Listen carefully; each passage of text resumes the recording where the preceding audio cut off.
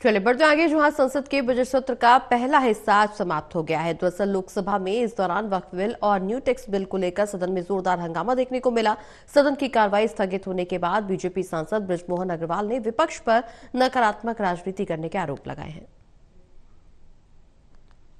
संसद के बजट सत्र का पहला चरण संपन्न हो गया है और इसी के साथ वक्फ बिल को लेकर बड़ा हंगामा देखने को मिला है। इधर न्यू इनकम टैक्स बिल भी पेश हुआ है, जिसको सेलेक्ट कमेटी को भेज दिया गया है। छत्तीसगढ़ से, रायपुर से बीजेपी के वरिष्ठ सांसद बृजमोहन अग्रवाल इस वक्त हमारे साथ हैं। बृजमोहन जी, ये काफी महत्वपूर्ण कार्रवाई थी।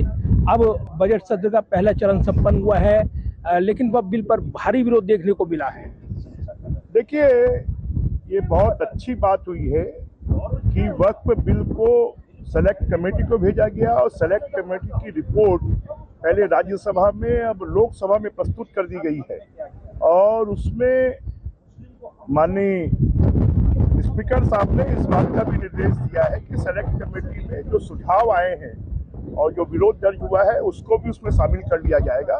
तो देश के लिए आज़ादी के 75 सालों के बाद अमृत काल जब चल रहा है, उस समय वक्फ के ऊपर में इतने बड़ा निर्णय देश के विकास में, अल्पसंख्यकों के विकास में एक बहुत बड़ा योगदान होगा। विपक्ष जबरदस्ती हंगामा कर देश के जो अल्पसंख्यक वर्ग हैं उनका जो डेवलपमेंट होना चाहिए शिक्षा के लिए, उनकी गरीबी दूर करने के लिए, उनके व्यवसाय के लिए, और उसको वो नहीं चाहता है, इसलिए इसका विरोध कर रहा है। मैं तो मोदी जी की सरकार को बहुत बहुत बधाई देता हूं कि उन्होंने एक बड़ा निर्णय लिया है। साथ में हमारा जो इनकम टैक्स के कानून और रूल्स हैं उसके कारण लोगों को बहुत कठिनाइयां होती हैं, उसमें संशोधन भी लाया गया है और उसको भी सेलेक्ट कमेटी को सौंपा गया है। इसके माध्यम से हमारे देश के करों का सरलीकरण होगा और लोगों को सुविधा होगी। इसके लिए भी मैं बधाई देता हूं, शुभकामनाएं देता हूं। लेकिन वक्फ बिल को लेकर विपक्षी आरोप लगा रहा है कि एक वर्ग विशेष के खिलाफ उसको टारगेट करने के लिए लेकर आया गया है। जरा ये बताएं कि वक्फ के माध्यम से आज तक कौन से वर्ग को फायदा हुआ है?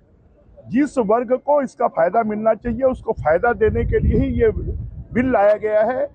करोड़ों एकड़ जमीन फालतू पड़ी हुई है, ना वो किसी के उपयोग हो रही है। कुछ लोग कब्जा कर कुछ लोग उसमें अपने पैसे कमाकर अपना पेट भरने का काम कर रहे हैं। जो उनमें गरीब तबके के लोग हैं, सामान्य तबके के लोग हैं, उनके जीवन यापन के लिए कोई काम नहीं हो रहा है, उसकी रिपोर्ट देना चाहिए। और जो लोग दोषी हैं उनके खिलाफ में कार्रवाई होना चाहिए कि लाखों करोड़ों एकड़ जमीन होने के बाद भी अल्पसंख्यकों का विकास आज तक क्यों नहीं हुआ।